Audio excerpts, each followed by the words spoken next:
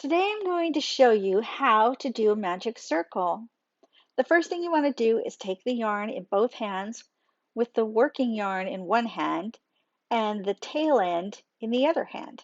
And then you're going to wrap the yarn around your pointer finger and then wrap it around your thumb and then hold it tight with your fingers. Slip the hook underneath that first loop and then draw through and chain one.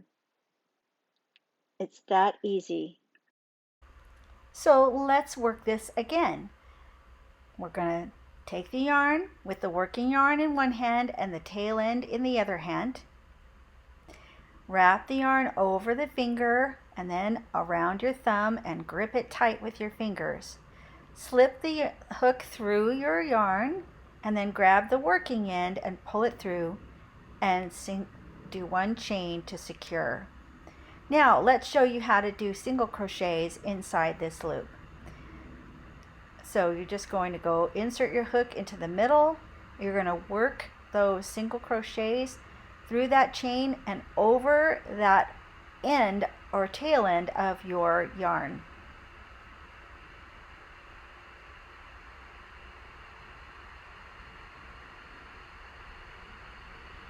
So always make sure you're working over that tail so that when you were ready, you can pull that tail tight to close up your circle.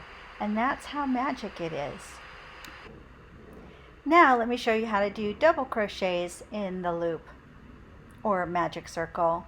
You're just going to work those double crochets into the circle over that tail.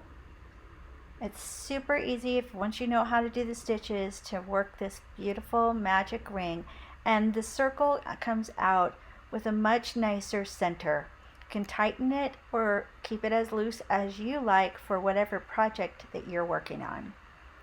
This is a super fun way to do your projects in the round, and I hope that you enjoyed this video. If you did, please give me a thumbs up and subscribe to my channel, and I'll be back with a lot more crochet videos to share with you.